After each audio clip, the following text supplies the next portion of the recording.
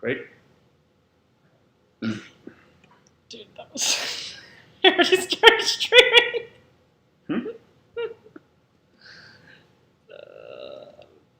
Pretty sure it's already streaming. Are we streaming now? I think so. Let's see. Should we just start talking, Emily? I think my computer's... We're having some fun with the technical difficulties right now, but if you are seeing us, welcome to the last night of the DNC. I'm Chris Bedford here, senior editor at the Federalist. This is Emily Jashinsky. She's fired, so you don't have to worry about that, or at least right after this show. Chris Bedford. Oh yeah, we're alive. We've gotten through it together, team. Some of you might have had to watch it. If not, you could have just read my coverage, Emily's coverage, Dave Marcus's coverage. We had to watch it for you, even when the hockey game was on. According to a 22-year-old who hasn't left their apartment and works at the Washington Post, I'm only guessing, this is award-winning television that we have been subjected to. 6 hours so far now, about 7 hours. So you're a cultural critic, Emily. I don't really watch television, except when I'm forced to. What is award-winning about this? Are people just that lonely? Have they actually finished Netflix to think that this is award-winning? Because I think it's kind of sad. Well, my sources tell me that the producer here is about to be nominated for a Nobel Peace Prize. Nobel Peace Prize, yeah. It is that inspiring. No, actually, it's felt a lot like... last night I think was fair to describe as like public access television at your local nursing home. And it was the best night. Probably. It was the best night. But they're going through like Nancy Pelosi and Joe Biden and Hillary Clinton, and they're showing all these old vintage photos of them. You had a great point on how they sneaked moderation because there's no activists there. Right, yeah, they can do it because nobody's there to boo them. And Susan Sarandon's not there to shake her head in the audience and get that all over cable news. But no, it's been extremely boring. For anyone to call this award-winning television is mind-boggling. The ratings don't reflect that. The ratings don't reflect that it's been compelling to viewers because they've dropped. And, I mean, they went back up a little bit yesterday. Viewers. Oh, my gosh. I mean, so... We've been covering this fairly. Like, there's not a lot the Democrats can do when you can't have a full convention rally, when your entire political party is wrapped up in this myth that if you talk to grandma, everyone's going to die. So they have to go along with that, and even like a good speech. Like Bill Clinton gave a good speech 2 nights ago. The problem is, the speech lasts maybe 8 minutes, and then the cameras go away, and he's alone in the room, and he's left there. And I'm not exactly sure why 2 nights ago. How you'd want to see that. Is that us? That's yeah. Sorry, I'm tweeting out the link. If that had been a DNC speech, that would have been a 30, 40-minute speech. There would have been applause. There would have been excitement. I mean, granted, to your point, there's a good decent chance they could have booed Bill Clinton because, rape allegations. Yeah. There's a lot of things they are getting away with. But these things that you can't have a viral moment. You can't have a Khazar Khan, like Gold Star father, come out and give a speech where everyone rises up and says, who was that? I mean, if Barack Obama gave the speech that made him president at the DNC years ago, put him on the radar, in this empty room now, and it was, 6 minutes and no one was around to cheer? Who would care? DNC, mute that. Jeez Louise. No one would be around to care. How could you possibly have gotten anything off of it? However, the stupid thing that the Democrats have really done here is we have COVID testing. You can get LA celebrities get freaking COVID testing before their parties. Why couldn't Joe Biden and Kamala Harris hug each other last night? I thought that was hilarious. That is insane. I thought that was hilarious. I mean, you can't go into the White House without getting COVID tested. You can't go to literal rich people's parties in LA, and I think the Democrats know some rich people in LA, without getting a test that takes 15 minutes. And Joe Biden didn't get that test. Is he so frail that he's afraid of touching Kamala Harris? Are you seeing your families? Are you seeing your neighbors? If not, I hope you're spending all your time on the Federalist. But I suggest you go outside. It's not going to kill you. Well, so tonight is the big night of the show, right? This is the last night. It's the last night before we go right into the RNC on Monday night. Joe Biden is speaking. What we learned today is actually that Hunter Biden is speaking, which has probably piqued the interest of a lot of people if they've seen the news. But think it's probably fair to say whatever Hunter Biden says tonight is going to be in the interest of puffing up his image. They have total control. Why would they give Hunter Biden? I mean, you don't want to meddle in it too much in families, but a lot of families have had difficulty talking. The fathers have difficulty talking to Hunter Biden right now, given all the stuff that he's put that family through.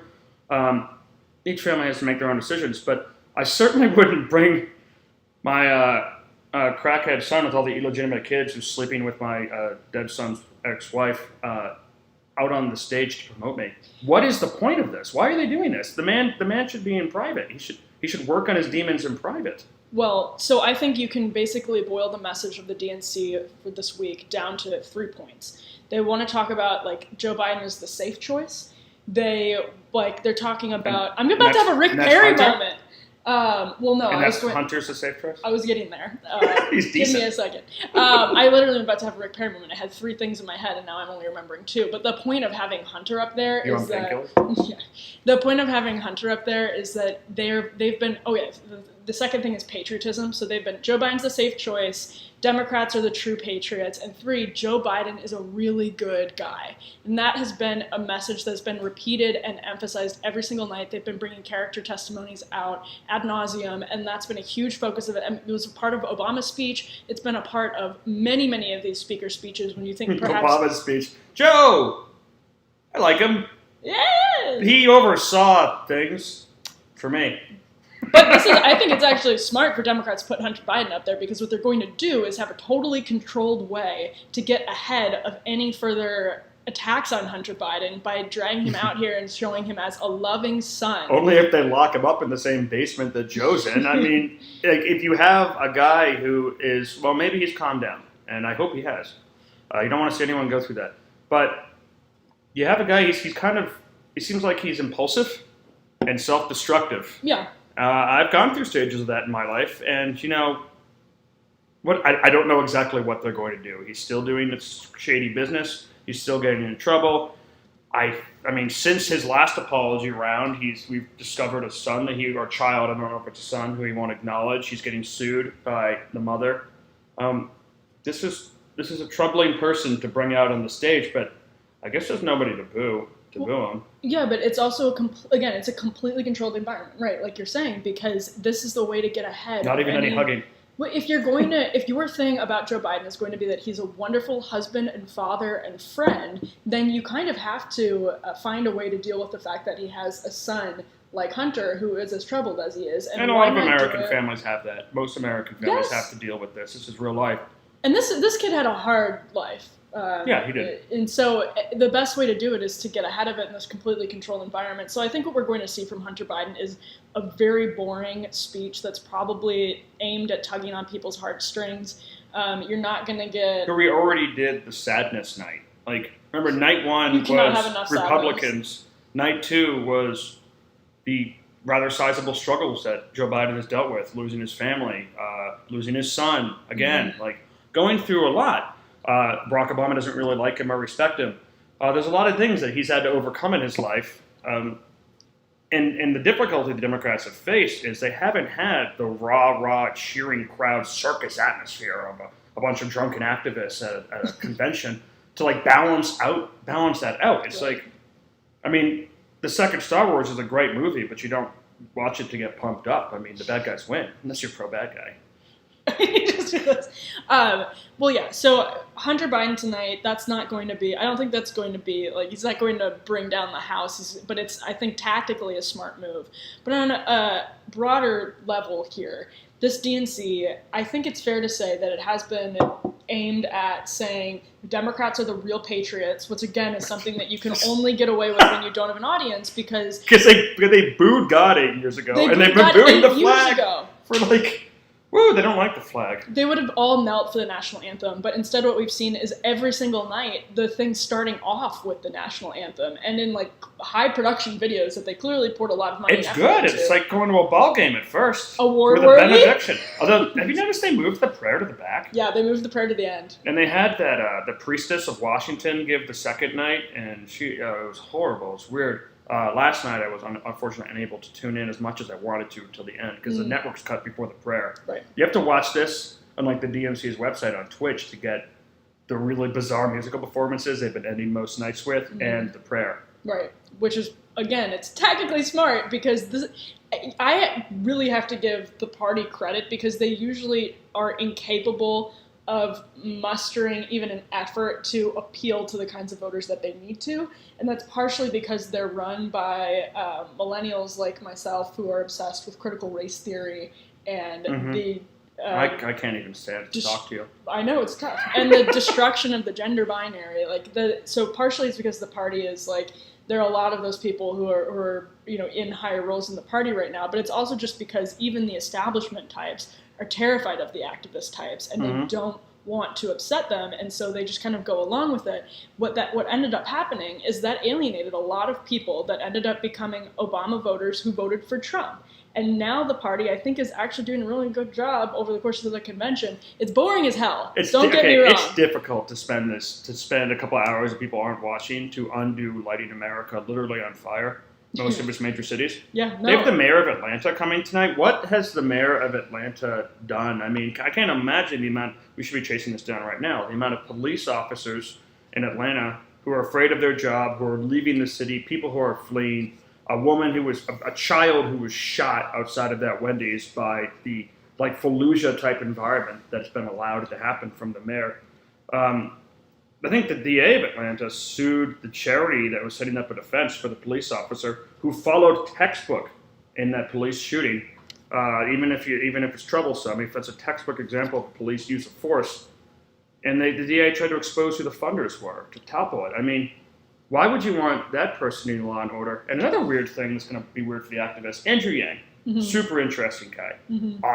I would like to hang out with Andrew Yang. Yeah. I wouldn't really like to hang out with Julian Castro, but it's pretty funny that, why is Andrew Yang out there giving a big speech right near the end of the convention, but, there's not a huge amount of representation of the Hispanics in the Democratic Party. Well, they're upset about that. Yeah, and I understand that. I mean, they do.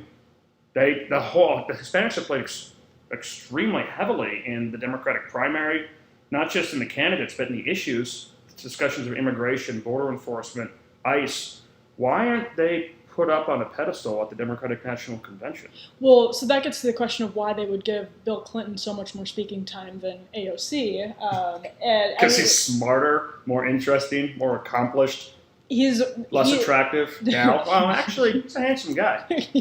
But he's someone who can appeal to those people. And he's the one that was sounding the alarm bells in 2016 on his wife's campaign saying, yeah, we might need to talk to these people a little bit. Is your message to white people, I don't like you? Because maybe we should retool that.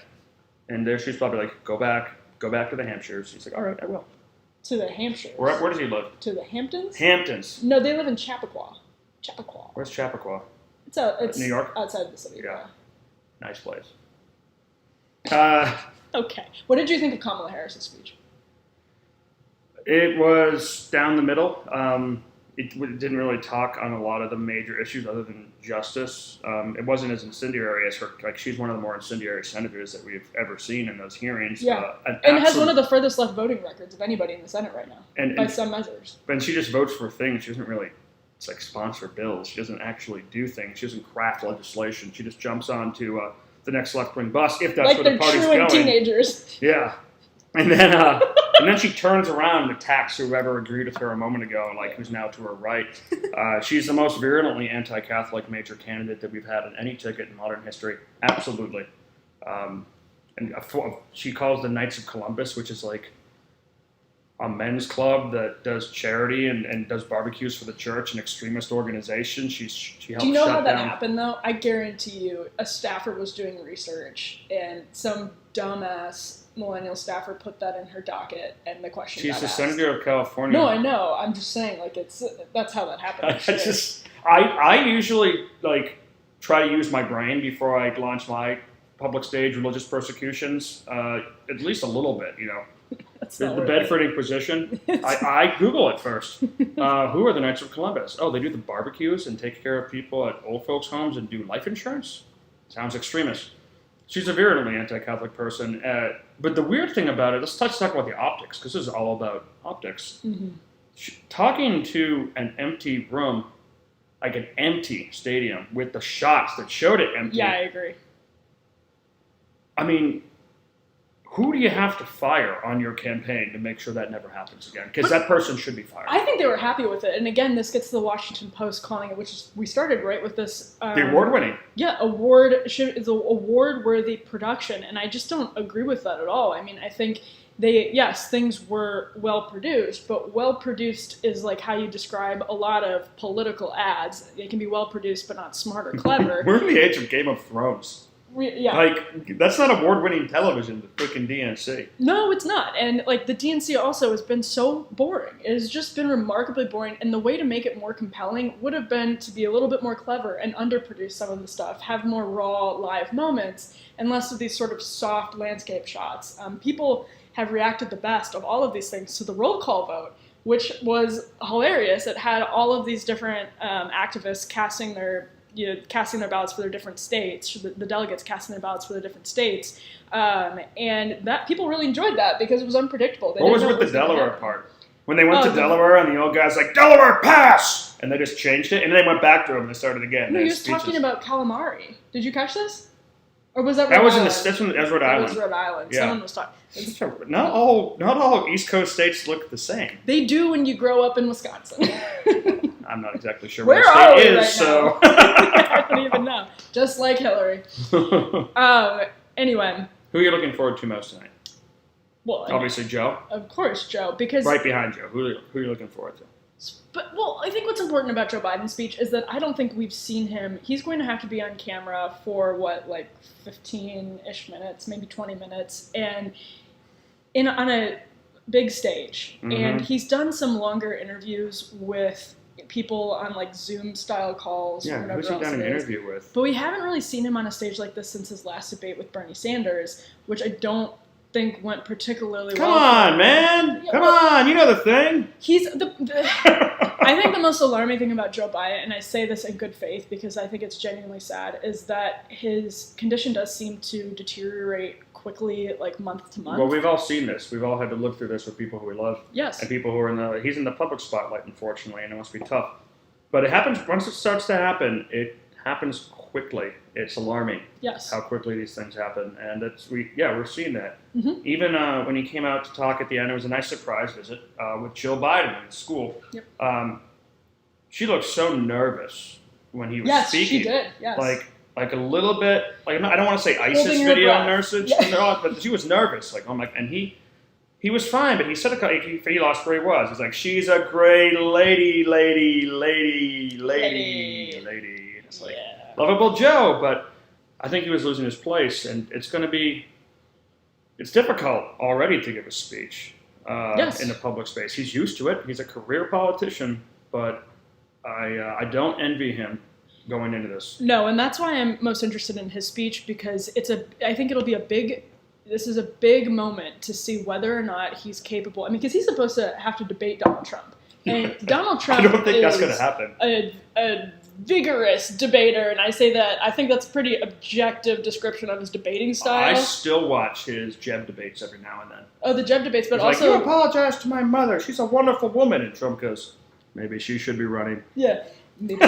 Or when he had this like incredible moment where he's like lecturing Hillary Clinton on abortion. Donald Trump. She's a nasty woman.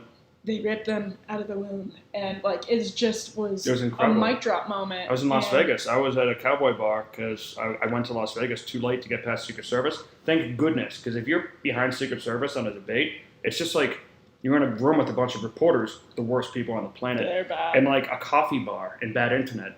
So I went to like a Trump watch party at a cowboy bar outside of the city and just wrote a story about that. It was absolutely the place to be. Yeah.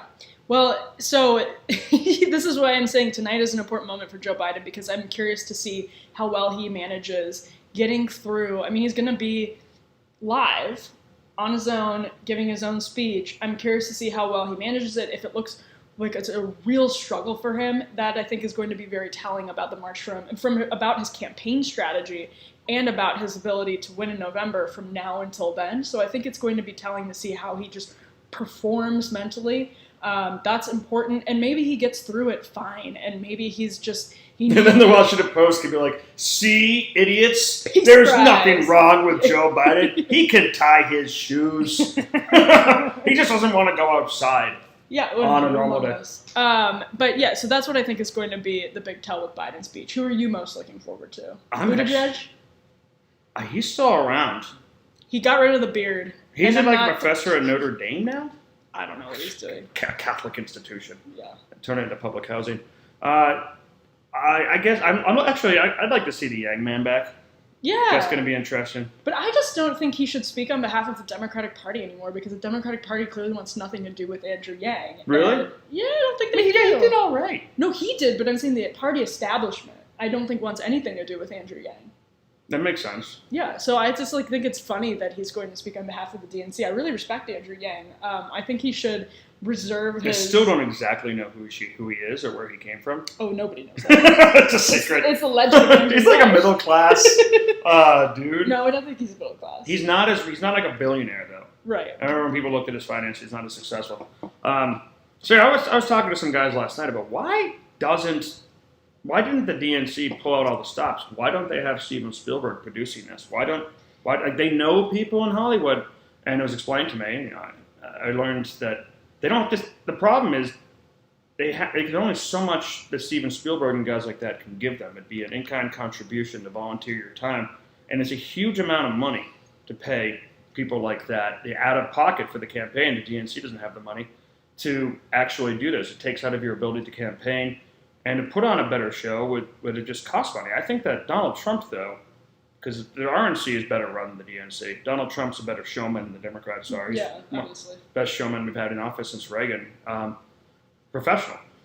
He's going to do a show, and I'm interested to see how the Republicans can possibly get around this. Because my thinking from all this stuff, we've seen emotional stories.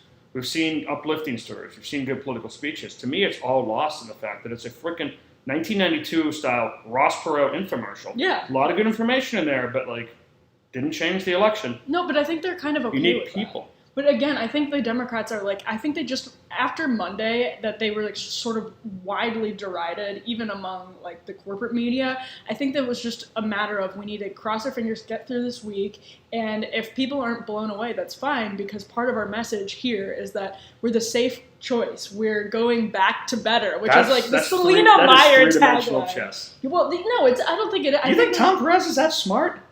You'd be like, I'm going to run a super lame production because I'm the safe choice. I don't think they did it on purpose, but I think after they realized Monday that this wasn't going to be sort of like a... You can't change it now. Exactly, right. So they were just some fireworks. They could. Somebody give me some fireworks. I think that there's some speakers... Maybe they have them.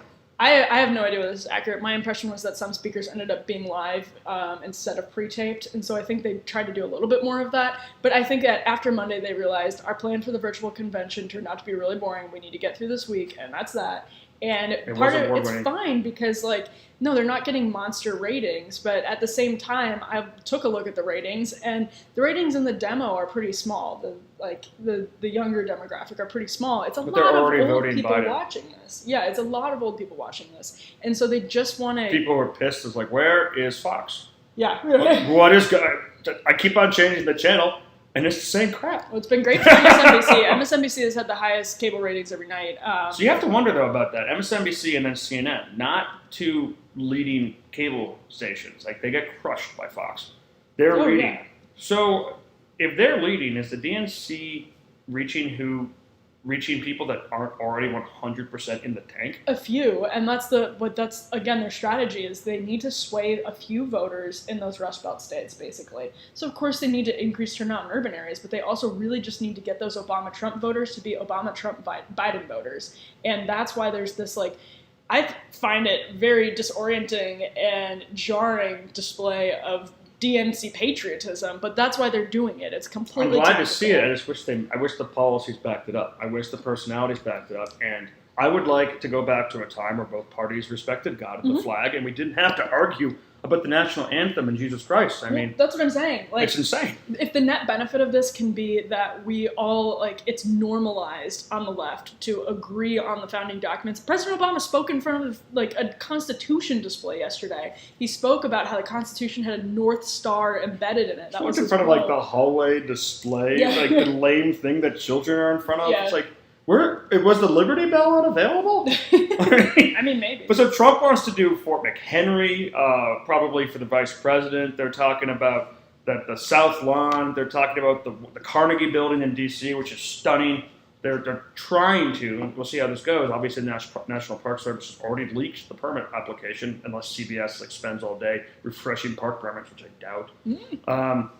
To do in the National Mall, to do a fireworks display. And the biggest thing the Republicans are trying to do, who knows? I mean, they screw things up, is get live audience. Get people there.